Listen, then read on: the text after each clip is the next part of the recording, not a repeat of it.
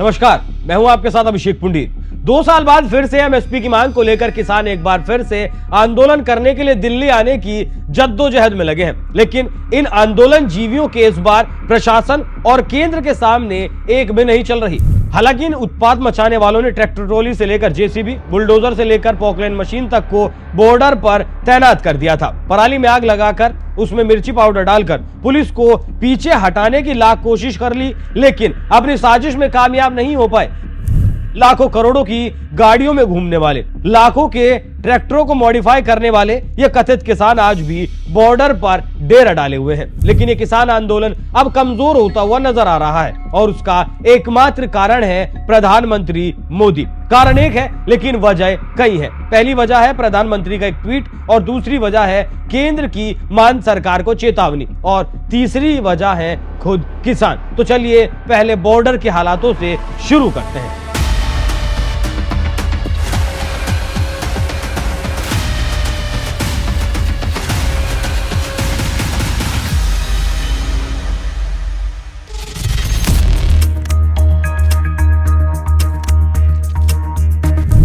Border से गायब हो गई जेसीबी, पॉकलैंड मशीनें।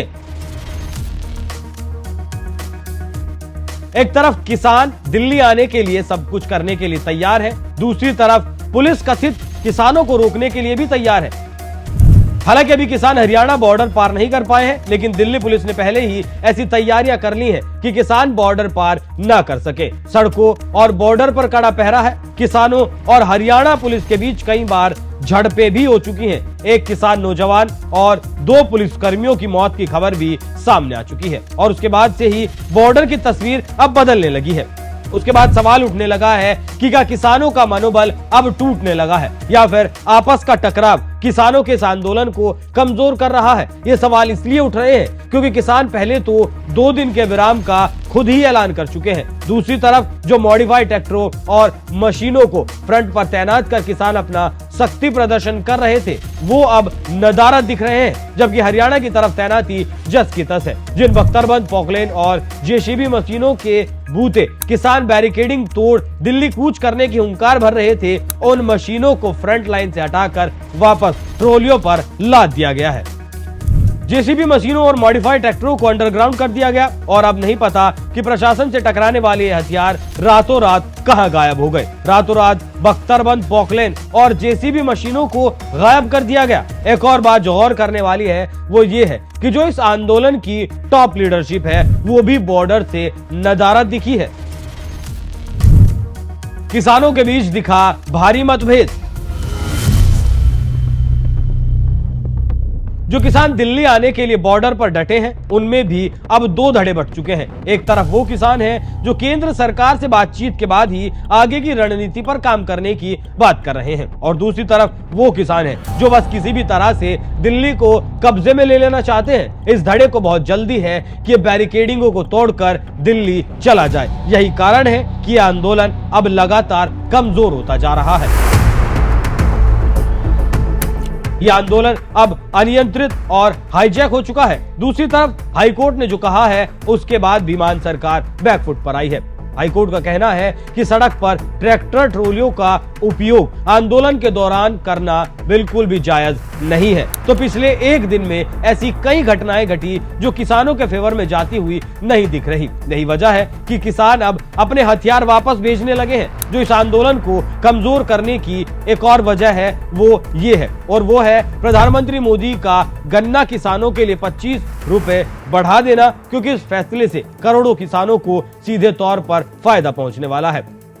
मोदी सरकार का गन्ना किसानों को जो ये ऐलान है उसके लिए प्रधानमंत्री मोदी ने खुद किसानों के लिए ट्वीट कर इसकी जानकारी भी दी है और केंद्र का मान सरकार को आदेश भी किसान आंदोलन को कमजोर करने की एक वजह माना जा रहा है, जिसके बाद मान सरकार बैकफुट पर है। दरअसल गृह मंत्रालय ने पंजाब सरकार से कहा है पिछले कुछ दिनों से राज्य में कानून व्यवस्था की बिगड़ती स्थिति चिंता का विषय हो रही है।